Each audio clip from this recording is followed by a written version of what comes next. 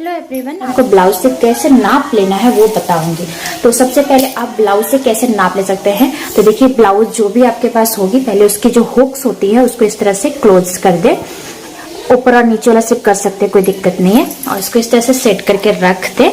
और सबसे पहले आपको इसकी लेंथ मापनी है। तो यहाँ से आपने इस तरह से रखना है और ये देखिए यहाँ से इसको रख के इस तरह से माप लेना है। जैसे ये 13.5 आ रहा है तो ये आपकी टोटल लेंथ होगी, ठीक है, फिटिंग वाली। उसके बाद आपको इसकी चेस्ट मापनी है। तो चेस्ट के लिए आपको क्या करना है, या तो आप ऐसे माप सकते हैं, ये पूरा यहाँ से रख के यहाँ तक, ये देखिए। तो ये कितना आ रहा है, 17 आ रहा है।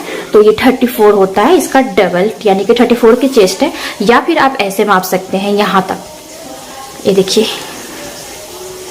ऐसे। तो 8.5 आ रहा है। तो 8.5 भी जो होता है हमारा, इसका 4th पार्ट निकला हुआ है। तो 8 को 4 से मल्टीप्लाई करेंगे तो 32 और हाफ होगा जो, वो 2 पॉइंट जो ऐड हो जाएगी तो हमारी वो आ जाएगी हमारे पास 8.25 आ रहा है। तो ये हमारे टोटल कितने 34 आ जाएगी। तो ये 4th पार्ट यहाँ से निकाल सकते हैं और हाफ ये है, और उसके हिसाब से आप इसकी मेजरिंग कर सकते हैं।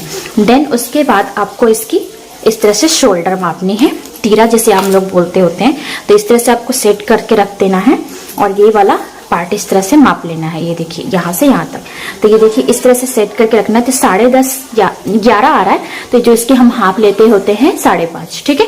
अब इसकी नेक नापने के लिए आप ऐसे माप सकते हैं, जैसे फ्रंट आई है हमारी 5.5 और बैक के लिए भी इसी तरह से आप रख के बैक में पलट के। अब इसकी इस तरह से लेंथ, लंबाई जितनी स्लीव की होगी उतना 5-6 जितनी भी है उतनी ले लेनी है और वहीं से इसको इस तरह से नाप लेना है। तो ये जैसे हाफ हो रहा है, 5.5 है तो हाफ इसका से राउंड करेंगे तो 11 आ जाएगा। कमर मापेंगे तो कमर के लिए भी उसी तरह से है। यहाँ से अगर माप रहे हैं तो ये हाफ हो जाएगा, 14-28 है। और इसका हाफ यानी चौथा भाग नापना होगा तो ये यहाँ से 4th पार्ट, ठीक है, 7 आ रहा है।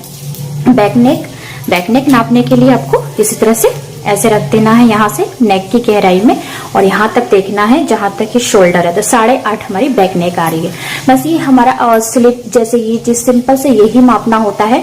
हमारे चेस्ट, लेंथ, कमर, स्लीव और ये तीरा, तो ऐसे भी हमारा नेक डीप बनाना होता है तो 5.5 ही हम लेते होते हैं। तो इस हिसाब से आप ब्लाउज की लंबाई नाप सकते हैं और उसके बाद ब्लाउज की जो मेजरिंग करके कटिंग कर सकते हैं। तो इसमें होगी हमारे ब्लाउज की मेजरिंग। नेक्स्ट टॉपिक में हम कराएंगे आपको पेपर पे किस तरह से उसकी कटिंग करेंगे। सबसे पहले हम सिंपल ब्लाउज, जिसमें देखिए सिंपल ब्लाउज क्या होता है, ये वाली 4 टक्स वाली, वो बताएंगे। तो उम्मीद करती हूँ वीडियो अच्छी लगेगी। चलिए मिलते हैं अगली वीडियो में।